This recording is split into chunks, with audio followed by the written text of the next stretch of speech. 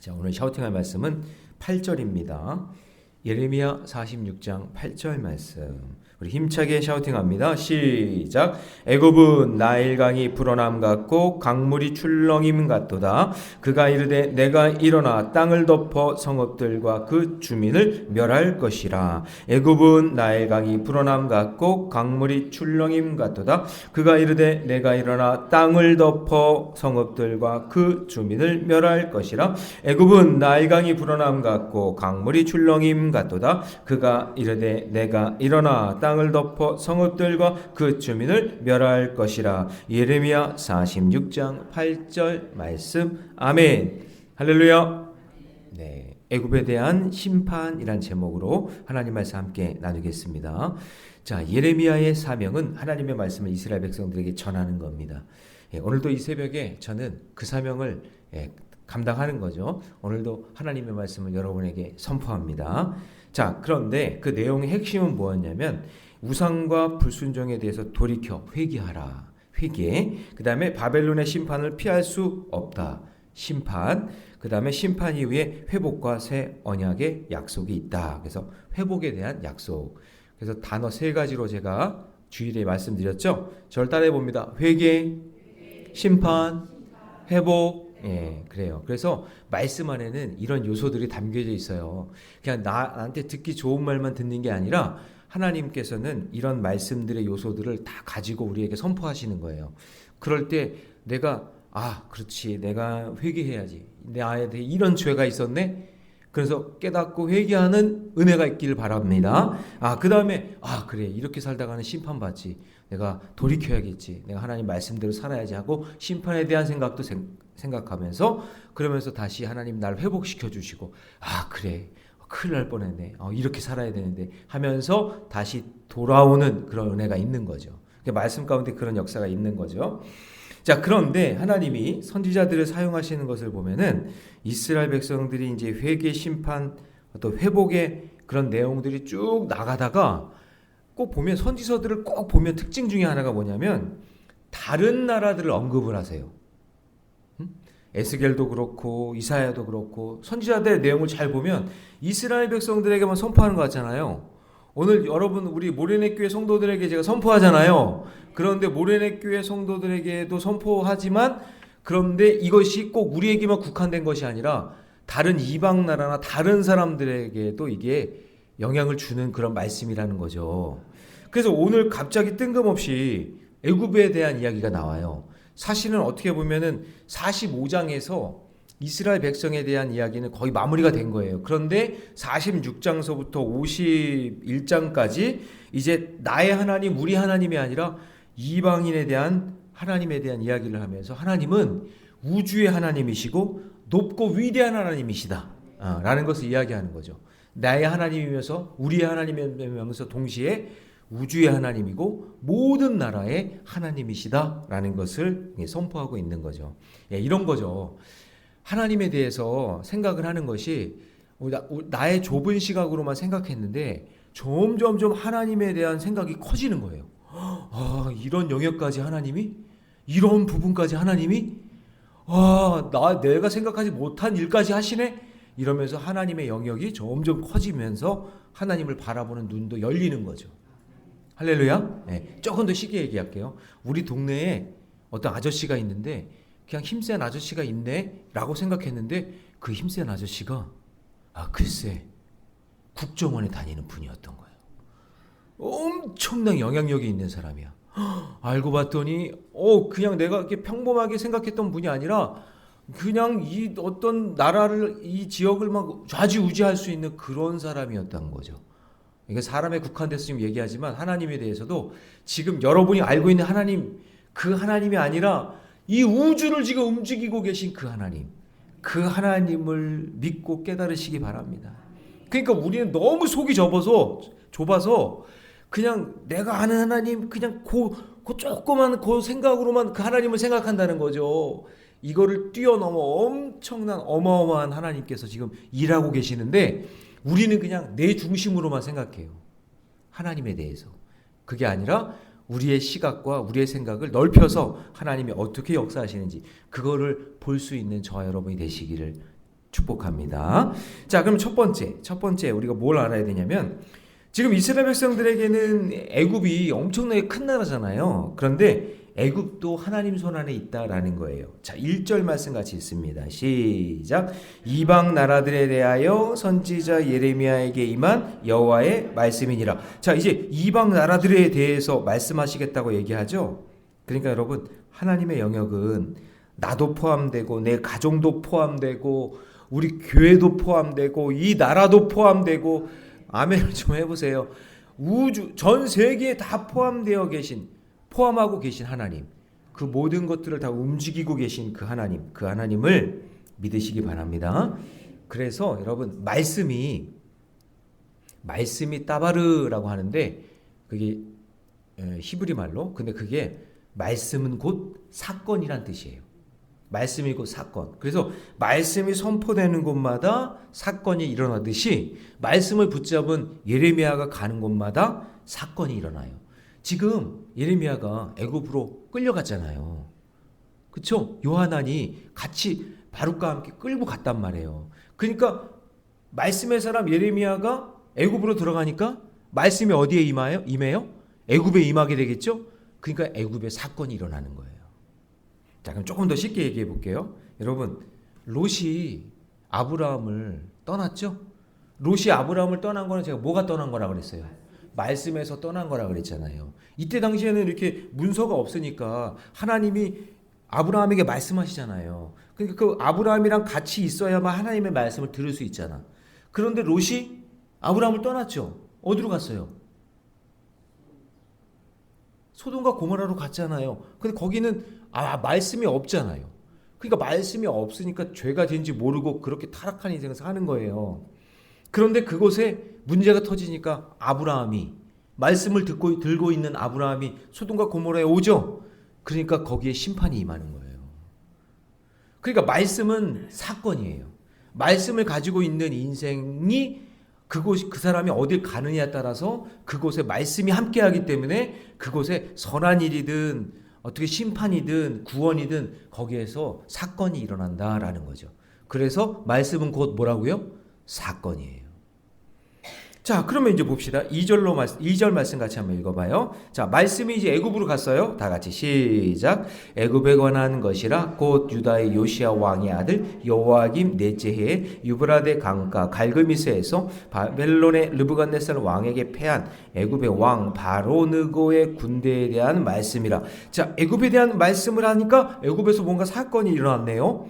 요하난과 이스라엘 백성이 예레미야와 바룩을 데리고 도망간 그곳인데, 그곳에서 하나님께서 뭐라고 말씀하시냐면, 하나님께서 예전에 갈그미스라는 전투에서, 그 전투의 사건에서 애굽이 바벨론에게 대패한 그 사건을 언급하는 거예요. 너희들이 애굽에 가니까 애굽이 굉장히 좋은 것 같고 잘 사는 것 같고 능력 있는 것 같고 센 것 같은데, 그런데 결국에는 그렇게 세게 보이는 그 나라도 하나님의 역사의 주권 안에서는 패할 수밖에 없구나. 근데 그 애굽이 어떤 나라였대요? 자, 3절 4절 같이 한번 읽어봅니다. 3절 4절 시작. 너희는 작은 방패와 큰 방패를 예비하고 나가서 싸우라. 너희 기병이여 말에 안장을 지어 타며 투구를 쓰고 나서며 창을 갈며 갑옷을 입으라. 엄청난 방패들을 가지고 있고 나가서 막 싸우고 기병이 있고 말을 타고 투구를 쓰고 그렇게 창을 갈며 갑옷을 입고 아무리 나가봤자 패할 수밖에 없구나. 애굽도 별거 아니구나. 이렇게 하시는 거죠.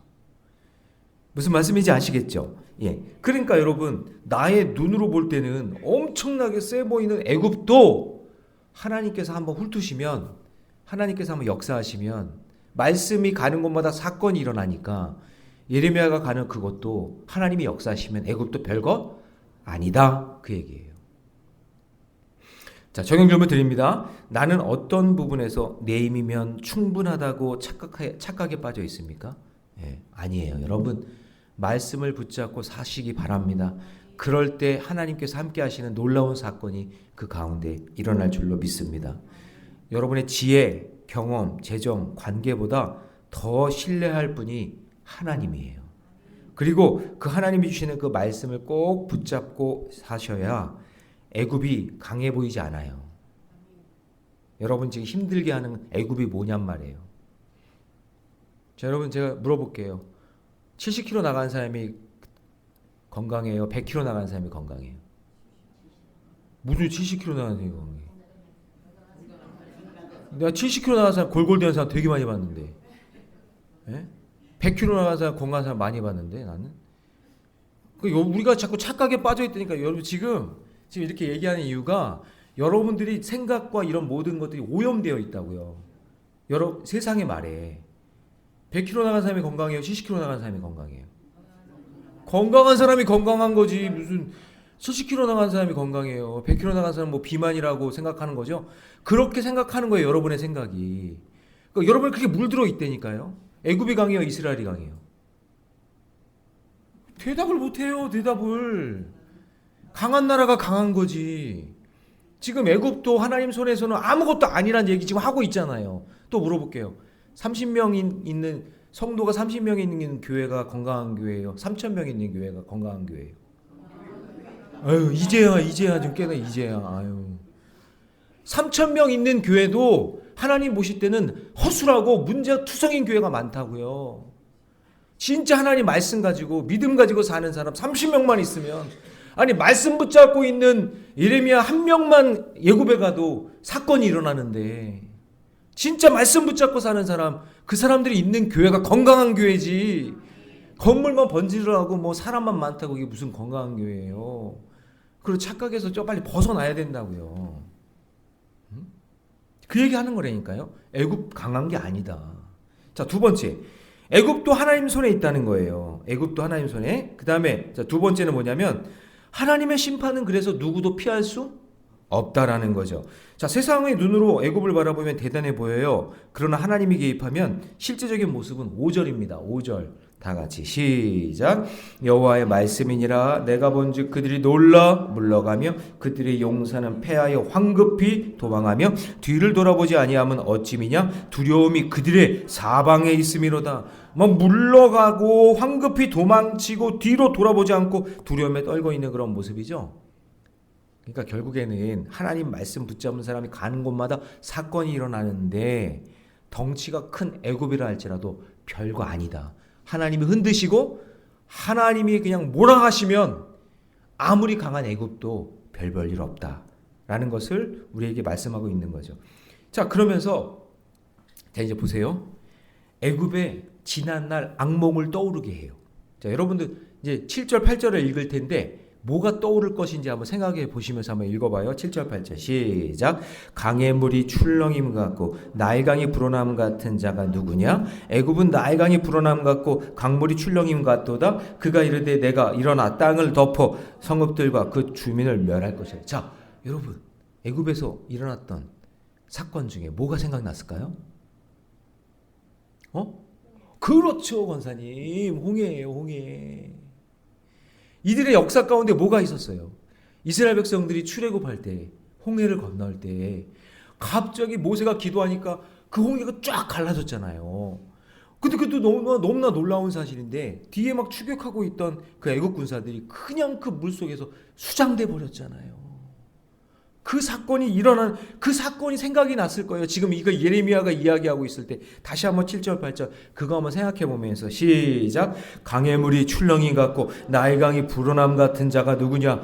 애굽의 나일강이 불어남 같고 강물이 출렁이 같도다. 그가 이르되 내가 일어나 땅을 덮어 성읍들과 그 주민을 멸할 것이라. 이 말을 딱 듣는 순간 애굽에 있었던 사람들은 홍해 막 이러면서 벌벌 떠는 거죠. 그분이 바로 하나님이고, 그런 말씀을 붙잡은 자가 지금 애굽 땅에 들어와 있는 거예요. 그게 누구예요? 예레미야가. 그러니까 여러분, 뭘 붙잡고 살아야 돼요? 애굽 붙잡고 살면 안 되고 말씀 붙잡고 살아야 돼요. 애굽에 있다고 여러분 지금 자랑 삼아하는 거 있죠? 여러분이 애굽처럼 여기는 거. 내가 자녀가 내 애굽이야, 내 돈이 애굽이야, 건강이 애굽이야, 내가 가지고 있는 직책이, 내가 가지고 능력이, 내가 가지고 있는 모든 게 그게 능력이라고 생각하는 게 애굽이라고 생각하는데, 여러분 그거 하나님이 한 번에 그냥 날려버리세요. 한 번에. 그러니까 여러분 그 가지고 있는 그게 애굽이 아니라 말씀을 붙잡고 사는 것이 하나님 기뻐하는 인생이에요. 그 인생이 아주 강한 인생이에요. 그래서 여러분 유대인들 이 무시 못하잖아요. 유대인들은 솔직히 이야기하면 나라도 코딱지만 하거든요. 그 솔직히 실제적인 땅은요. 이스라엘의 실제적인 땅은 강원도만 해요. 그런데 말씀을 붙잡은 사람들이 막 세계 방방곡곡에 있잖아요. 그러니까 아무리 유대인들 나쁘다고 그래도 무시를 못하는 게 말씀 붙잡고 사는 사람들이 많으니까 어떻게 할 수가 없는 거예요. 여러분 지금 일본에 지진 온 거 아시죠? 지금 뭐 쓰나미라고 지금 해서 지금 긴장하고 있는데 아무리 나라라고 할지라도 한번 그런 일들이 일어나면 휘청휘청 거리는 거죠. 나라를 흔드시는 거예요. 나라를 흔드시는 분이 누구냐면 하나님이에요. 그러니까 애굽이 아무리 강해도 말씀 맡은 자 에레미야가 딱 들어가니까 요동치기 시작하는 거죠. 그러니까 여러분 말씀을 꼭 붙잡으시기 바랍니다. 예, 그게 지혜예요. 그래서 자 이것이 애굽 사람들에게는 심판의 날이지만 말씀을 붙잡고 사는 예레미야에게는 구원의 날이에요. 그러니까 믿지 않는 사람들에게는 심판이지만 믿는 사람들에게는 구원의 날이 될 줄 믿습니다. 그래서 자 10절 말씀 같이 있습니다. 다 같이 시작. 그날은 주 만군의 여호와께서 그의 대적에게 원수 갚는 보복일이라 칼이 배부르게 삼키며 그들의 피를 넘치도록 마시리니 주 만군의 여호와께서 북쪽 유브라데 강가에서 희생 제물을 받으실 것이미로다. 바벨론이 쳐들어와서 그렇게 심판할 것이다 라는 것을 예언하고 있는 거죠. 그래서 우리는 내 삶에 하나님의 개입하심을 기대하며 살아야 되거든요. 자, 그럼 여러분 저를 보세요. 그러면 여러분 하나님이 내 인생에 개입하시고 하나님이 내 인생에 역사하시길 원하시죠? 그렇게 되길 원하시죠? 그럼 그 방법이 뭐예요? 하나님이 내 인생에 개입하게 하시는 방법이 뭐예요? 말씀이에요. 말씀을 듣고 그 말씀대로 사는 것이 사건이라니까요. 내가 말씀을 붙잡고 사는 사람, 그 사람이 그곳에 가면 그곳에 사건이 일어난다니까요. 그러니까 말씀을 묵상하고 말씀대로 사는 인생이 하나님의 개입하심을 가지고 사는 인생인 줄로 믿습니다. 자, 정의 질문 드립니다. 하나님의 경고를 들을 때 나는 즉시 돌이키는가 아니면 계속해서 미루고 있는가? 여러분 말씀을 붙잡은 사람은 하나님의 경고의 메시지를 딱 들을 때 바로 깨닫고 돌이키는 은혜가 있는 줄로 믿습니다. 애굽은 들을 기가 없는 거예요. 그러니까 애굽도 하나님이 심판하시겠다라고 이야기하면서 전능하신 하나님이 어떤 하나님인가를 우리에게 보여주고 있는 거죠. 자, 마지막 세 번째. 자, 인간의 노력으로는 구원을 이루지 못한다라는 거예요. 자, 애굽은 자신들의 상처를 외부의 약으로 고치려고 이제 노력을 하려고 한다는 거예요. 이제 뭔가 심판이 임하고 뭔가 사건이 터지면 하나님이 살아계시다는 것을 깨닫지 못하고 뭔가 자꾸 다른 거를 한번 도입해보고 다른 사람들의 도움을 받아서 뭔가 해결해 보려고 그렇게 노력한다는 거죠. 근데 여러분 근본적으로 죄의 문제, 심판의 문제는 누구의 영역이냐면 인간이 와서 되는 게 아니라 하나님께서 용서해 주셔야 되잖아요. 그러니까 이거는 하나님의 영역이죠. 죄의 문제, 심판의 문제, 하나님의 영역이에요. 근데 지혜가 없는 거예요. 그러니 뭔가 세상의 방법을 가지고 뭔가 치료해보고 세상의 방법으로 뭔가 해결해보려는 거죠. 자, 11절 같이 있습니다. 시작. 처녀딸 애굽이여 기르앗으로 올라가서 유황을 취하라. 내가 치료를 많이 받아도 효력이 없어 낫지 못하리라. 지금 이 나라의 문제가 이렇게 터져서 지금 막 힘들어 죽겠는데 하나님을 의지하고 하나님의 말씀을 붙잡아야 되는데 뭔가 약을 바르면 나을 것 같고 뭔가 사람들을 만나면 해결될 것 같고 그렇게 생각한다는 거죠. 근데 여러분 하나님의 심판 앞에서 인간들이 서로 연합하고 아무리 애써도 제약된 일에 대해서 연합하는 것은 함께 넘어질 수밖에 없는 겁니다. 자, 그래서 여러분 저를 보세요. 세상의 악한 일과 죄에 대한 거에 대해서 세상의 방법으로 연합하려고 하지 마세요. 세상이 막 뭔가 유리한 거 이야기하고 막 이렇게 하면 이득될 것 같고 막 이렇게 우리가 하자 그러면서 막 동조하고 막 그러잖아요. 근데 잘 보세요. 그게 악한 건지 선한 건지 한번 잘 보시란 말이에요. 근데 악한 일에 같이 막 하잖아요. 그러면 같이 넘어지는 거예요. 같이. 자, 12절 같이 있습니다. 시작. 내 수치가 나라들에 들렸고 내 부르짖음은 땅에 가득하였나니 용사가 용사에게 걸려 넘어져 둘이 함께 엎드려지는 거예요. 둘이 함께. 뭐냐면 악한 일인지 선한 일인지 하나님이 좋아하시는지 기뻐하시는지 그거 알지도 못하면서 어떤 뜻이 있는지 어떤 하나님의 계획이 있는지 알지도 못하면서 그냥 사람들의 막 이야기에 막 속아가지고는 막 같이 막 거기 동조하고 같이 막 소리 지르고 그러다가 자기가 망하는지도 모르고 같이 엎드려지고 같이 망하는 거예요. 그래서 하나님의 사람은 어떤 사건이 있을 때 그것이 내가 말씀 맡은 자라는 말씀은 다바르 사건이라 그랬죠. 하나님 말씀 딱 붙잡은 사람은 기도하는 거예요. 하나님 이게 진짜 옳은 일입니까? 제가 해야 되는 일인데 하나님 이게 하나님 기뻐하시는 일입니까? 라고 기도하고 물어보면서 말씀 들었으니까 그 말씀대로 한번 해석해 보면서 지혜로운 판단을 하셔야지 세상의 말에 그냥 막 휩쓸려 가지고 막 이리저리 막 왔다 갔다 하다가 결국에는 자기 목숨을 잃게 되는 거죠. 예를 들면 여러분 문둥병 걸렸던 아람 장군, 아람의 나만 장군 한번 생각해 봐요. 나만 장군. 뭐 여기 가서도 치료해보고 저기 가서도 치료해보고 다 해봤겠죠? 장군이니까. 막 군복을 입고 막 엄청나게 했으니까 겉모습은 뻔지를 했을 거예요. 말 타고 다니는 장군. 그러니까 사람들이 보기에는 멋져 보이지만 거기 있던 하인 하나가 여종 하나가 그 나만의 아내에게 내가 아는 선지자가 한 명 있는데 이스라엘에 그 선지자만 만나면 나을 수 있는데 라고 얘기했을 때 그 말씀을 듣고 말씀은 사건이라고 그랬죠. 그 말씀을 듣고 순종하면 낫는 거잖아요.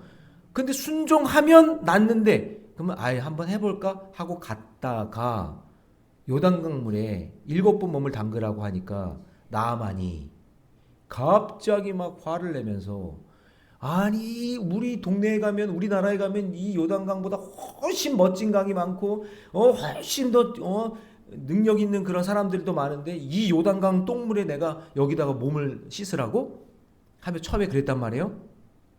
근데 거기에 또 이스라엘 종들 남성 같이 따라왔던 종들이 주인님 여기까지 왔는데 그래도 몸을 한번 여기 담가 보셔야 되지 않겠습니까? 그 권면하는 그 말씀을 듣고 거기에 들어갔을 때 고침을 받는 거예요. 말씀은 사건이라니까요. 믿으십니까? 예. 그러니까 순종하고 하나님의 말씀으로 살아가려고 하는 사람은 아무리 세상에 유혹과 핍박과 질병과 고통이 와도 하나님 살아나게 하시고 그렇지 않고 자기들끼리 뭔가 해보겠다고 그냥 자기 방법 세상의 방법으로 휩쓸려서 이렇게 하는 사람들은 결국에는 12절 함께 엎드려 졌음이니라 이렇게 되는 거죠. 여러분 오늘 말씀 들으셨죠? 예, 말씀과 기도로 오늘 어떻게 해석하며 어떻게 살아가야 될지 지혜를 달라고 함께 기도하는 저와 여러분이 되시기를 주님의 이름으로 축복합니다. 적용 질문 드립니다. 나는 삶의 근본 문제를 하나님께 맡기기보다 내 방식대로 해결하려고 하는 부분이 있지 않습니까? 예, 그런 상황이 있다 할지라도 먼저 기도하면서 하나님께 지혜를 달라고 간구하는 저와 여러분이 되시기를 주님의 이름으로 축원합니다.